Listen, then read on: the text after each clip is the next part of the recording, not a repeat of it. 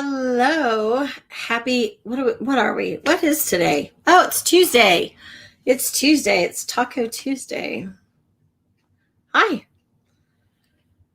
I wanted to talk a little bit about burnout today. So, in case you're new to the group or you've missed previous lives where I said who I was, I'm Jennifer Takagi, and I am the founder of this group and Takagi Consulting. And my whole goal and mission and purpose with this group and with my business is to help new managers get the skills they need so that they can succeed in their new role. I had a great opportunity when I was promoted into my first supervisory role, and I was given a lot of training, but then there was like no follow up. You have to have persistent, consistent follow up for what you learn to really stick. So I have the group. I like to interact. I love it when people ask questions because otherwise it's just me coming up with my own stuff. If you're joining on Facebook, would you please click the link to be part of StreamYard? And I'm actually live on YouTube also. So both places. What questions do you have? Today I want to talk about burnout. Put your questions in like as we go along. And in any of the posts that are there, say what are your struggles? What are your questions? So burnout. I decided I would do a little research before I talked about it. Sometimes I know enough about a topic that I can just talk for days about it. But burnout, I looked it up. Really great link with a lot of great information. And so I will be posting that in the comments. When you're in StreamYard and you're the host, you can't post there too. But burnouts, the state of emotional, physical, and mental exhaustion caused by excessive prolonged stress. Excessive prolonged stress. It occurs when you feel overwhelmed, emotionally drained, and unable to meet constant demands. That's a lot. Let's break this down a little bit. And then from the great website that I found, there are some things you can do to help alleviate burnout. But when you feel overwhelmed, what is overwhelm? What is overwhelm? When do we feel overwhelmed? Overwhelm is typically when you have a lot of options of things to do, but you don't know where to start. You don't know where to start. So the question becomes, how can you narrow it down and decide where to start? It's a personal decision on whatever you have going on, what your goals are, what you're trying to achieve. But find one thing and get started there. I have a new short ebook out called Reach Your Goals in 12-minute increments. And the reason I called it that is I did some research for myself trying to put together a talk for an association a year or so ago. And I had volunteered actually to talk about Jack Canfield's success principles. And the first principle is to take 100% responsibility of your life.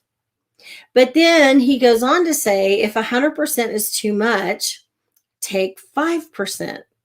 And I was trying to figure out what 5% was. And in the end, I figured out, it dawned on me, in the evenings, I would get home from work and I would be pretty well settled in by 6 o'clock. And then I had from 6 to 10 when I went to bed to do pretty much whatever I wanted. Watch TV, cook a big dinner, bake something, whatever. But I had roughly 4 hours. That's 240 minutes. 5% of 240 is 12. 12. What can you do in 12 minutes? Recently, due to the ice storm last fall, our sunroom got flooded and we were going to have to replace the carpet. And so, you have to get the roof replaced before you can replace the carpet, blah, blah, blah. Then my husband decided to do our master bedroom too, which, okay, that was a whole nother deal because when it's the main bedroom, you have the closets to go with it, right? My closets are little bitty, but I had a lot of stuff in there. I was overwhelmed. I created my own little overwhelm. Like, what am I going to do with all this? I literally set the timer on my phone for 12 minutes, and I would spend 12 minutes working in our sunroom to get stuff thrown away, organized, boxed up. They were going to move the furniture, but you have to have everything off the ground and off the surfaces. So then I moved into our main bedroom and started doing the same thing, started going through the closet, started going through my nightstand, all those kinds of things. But when I was doing it in little increments, I was getting a lot done. So part of the overwhelm can be that you don't know where to start. You don't know where to start. So the next one was feeling emotionally drained. Feeling emotionally drained. Right now, I think there's a big shift happening. I kind of feel it just in my work and my interactions with people.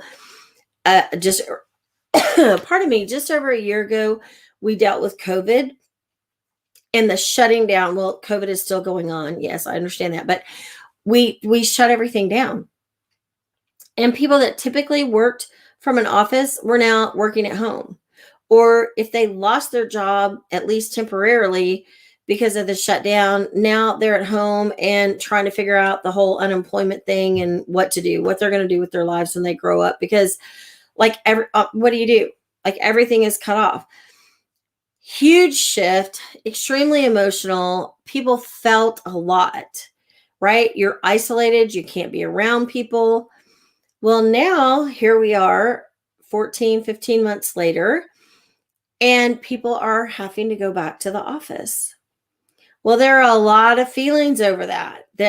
Some people are like, yay, I'm so happy to be back in the office. Other people are like, I don't think it's safe. I'm not ready to go back to the office. They don't know enough about this. I don't like the rules, or there are no rules, whatever it is. People are at a state of heightened emotions right now. They just are. And we need to realize that other people are emotional. And we might be, and we don't even realize it. We don't even realize it. So the emotional stress, the emotional toll that this has taken on people, it has been great. It has really been great. There's just a lot.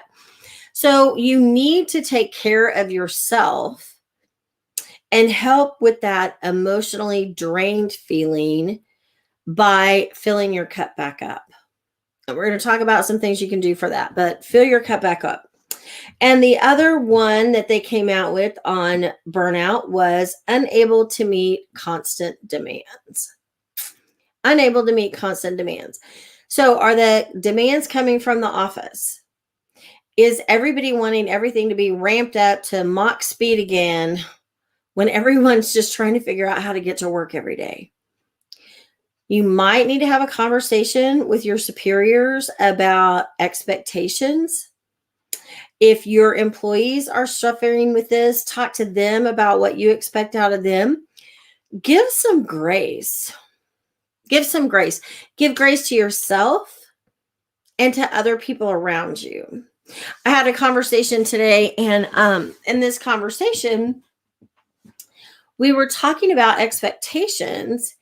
And when you are a highly motivated person and you're a complete doer and go-getter, and you get all your stuff done and everybody's done around you, you can live with this feeling of expectation that everyone is going to live up to your level.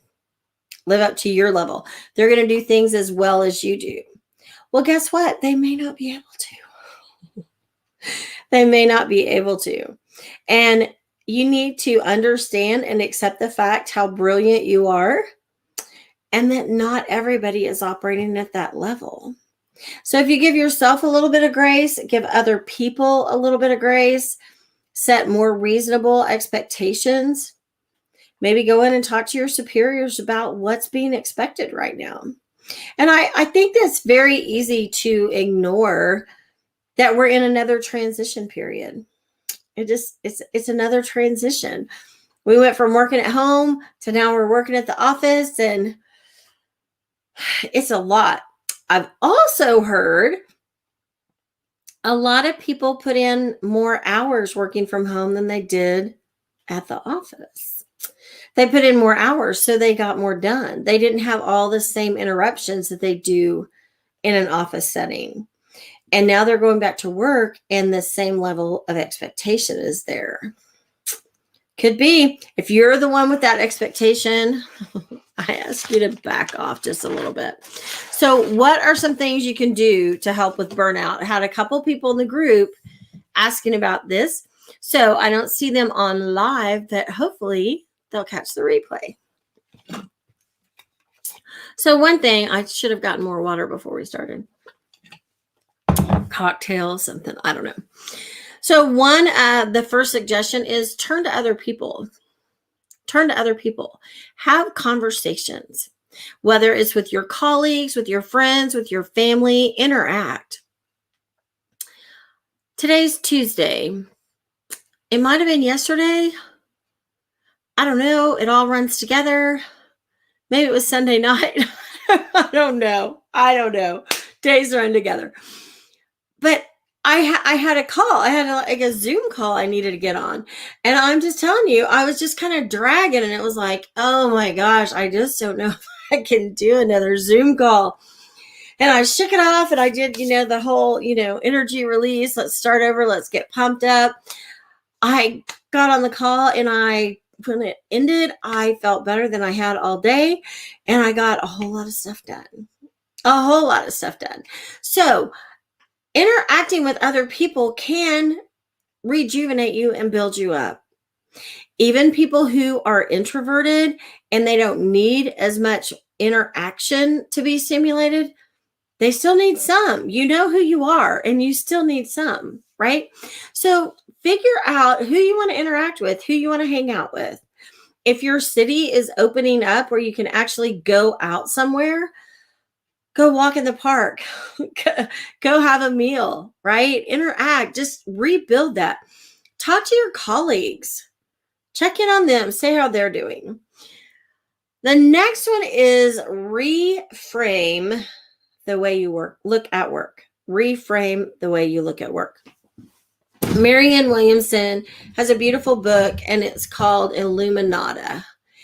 And it is a book of prayers and the prayers are somewhat universal.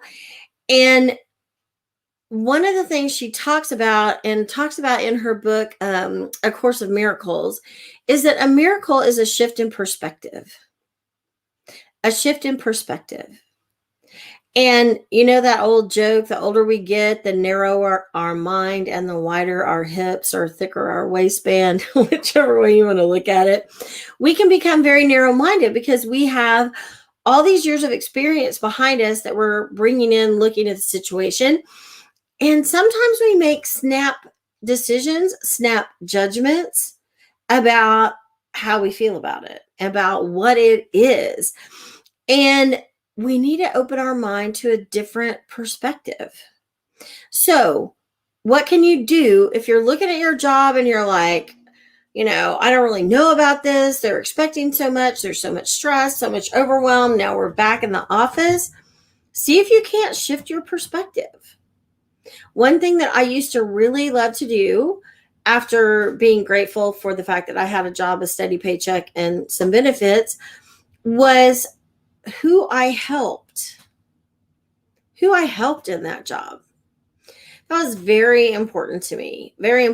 And so when I could focus on who I helped, the services we provided, then it made it a little bit easier to go to work and do what I needed to do. So find a way to shift that perspective. I highly recommend you make a list, a minimum of 10 things that you love and appreciate about your job, what you actually do, the people you work with, the organization you work for, your pay. Get creative. Maybe you like the location.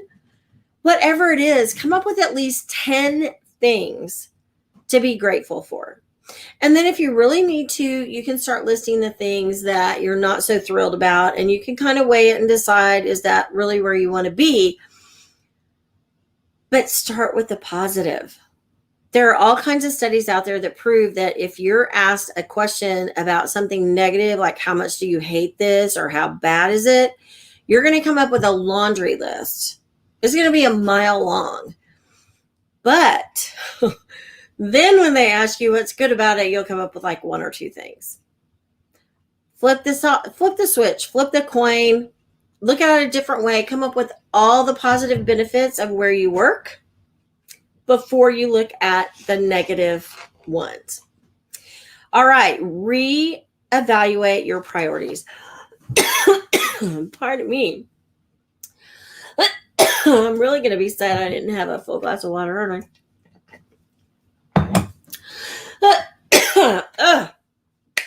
I? Man, I'm going to have tears coming in my eyes now. Sorry. So reevaluate your priorities. One thing is set boundaries. Set boundaries and know when you can say no. And say no more often, right? Because our gut reaction is either to say yes or no. And a lot of times in a work situation, we say yes and we say yes too easily. And maybe it needs to be yes, but. Yes, I can do this, but I can't do it by tomorrow. I can do it by Friday. I can do it by next week. Set those boundaries. No tech time. No tech time. There are studies out there that say something along the lines of you should go 2 or 3 hours in the evening with no technology whatsoever. And I mean, that doesn't really work for me, but I'm a really good sleeper. So that, makes a big difference there. But turn the tech off. At some point, turn it off. I love those commercials. Well, pre-COVID, when everybody would go to dinner and then stack their phones in the middle of the table, and whomever picked up their phone first had to pick up the tab. We need some downtime. We need downtime to rejuvenate, to let our brain refresh. We need some downtime. So turn the tech off, and turn the tech off for your kids too. Like, turn it off. Have some quiet time, some downtime. Be creative. I am fortunate enough to facilitate a class for the great state of Oklahoma. Pardon me. And it's called Everyday Creativity. And when I was first asked to do it, I thought, oh my gosh, there's no way I can do this class. I am not creative at all. Well, then when I got into the material, I found out, wait, I am kind of creative. And I kind of have been all along. But sometimes you need to make dates and times to be creative. Set aside time for it. What do you like to do? Do you like to get back to nature and dig in your flower beds? Do you like to mow the lawn and trim trees because you get such a satisfaction when you finish? What is it you like to do? I like to bake cakes, cookies, and cupcakes and decorate them.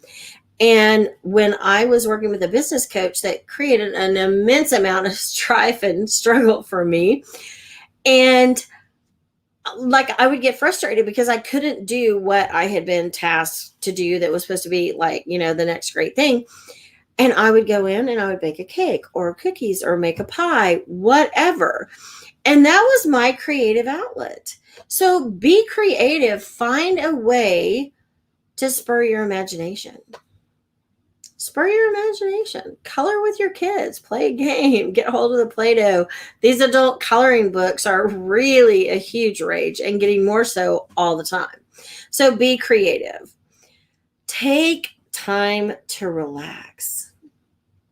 Take time to relax. Take time to enjoy nature. Take time, to get a massage. Take a walk. And walking can be exercise, but it also can be relaxing, right? Because as you're walking, you're just kind of letting it all go. Take time to relax. I love to lay down for 5 minutes, and I set my alarm on my phone for 5 minutes, and I just lay there and do deep breathing. It was highly recommended that I start every morning with 20 minutes of deep diaphragmatic breathing, but that can seem like a lot some days. I probably should do it more. But 20 minutes is what's recommended. And that's a deep breath in your nose, hold it for a few seconds, and then let it out through your mouth. And then get plenty of sleep. Get plenty of sleep. We often don't go to bed early enough and we don't sleep long enough. If you're hanging out in bed and you're not asleep, that's probably, missing the point there. But you have to go to bed. And it's a problem if you're not turning off the tech, right? If you have the TV on in your bedroom, if you're listening to podcasts, it just can become a problem. So you've got to go to bed and you got to get the sleep. Put it on your calendar. Schedule it in. The next thing, moving down our list, is make exercise a priority. Make exercise a priority. Your health and fitness is like the one thing you can never get back at some point. I mean, at this point, we all can, right? There's a book called Younger Next Year, and it's all about eating and exercise and how you can actually make your physical body actually a year younger by next year. Highly recommend that book. You have to exercise. You have to move your joints. You have to move your body. You just have to. So get plenty of exercise. If you're not getting any exercise at all right now, I challenge you to exercise for 12 minutes a day. 12 minutes. If you're doing 0, 12 is a lot. Get on the exercise bike, on the treadmill, walk down the street and back, right? Walk for 6 minutes, turn around and come back. Whatever it takes, but start exercising more regularly. And then support your mood and energy levels with a healthy diet. Healthy diet. What do you need? You need green leafy vegetables. You need fruits. You need lean proteins, right? You know what to do. The question is, are you doing it? Because I know what to do too. Am I doing it? Not as much as I should. But that's one thing to really keep in mind. If you're feeling burnout, if you're feeling stress, if you're not exercising and at least making an attempt to eat right, it's a problem. I did a podcast interview, and I'm not going to be able to lay my hands on the notes right now, with Jen Miramontes. And she is a dear friend of mine. I just adore her. And she is a fitness expert as well as a certified cancer fitness and nutrition expert. And I asked her, like, if you're a supervisor, a boss, and you have an employee that comes in and says they have a diagnosis of cancer or one of their loved one does, what are 3 things they can do that will really boost their chances? And if the odds are 80%, make them 90 or 100. Like, what are 3 things? And the first thing was add 1 serving of green leafy vegetables to your diet every day. Just 1. 1 will make a huge difference. Now, if you add 2 or 3, even better, but at least 1. The second thing was drink more water. We don't drink enough water. We don't hydrate enough, and we don't flush out enough stuff out of our systems. We need more water. And the third was exercise. Whatever it is, exercise. It's going to be better. You're going to feel better and do better. And again, if you haven't been exercising, do 12 minutes. If 12 minutes is too much, do 6.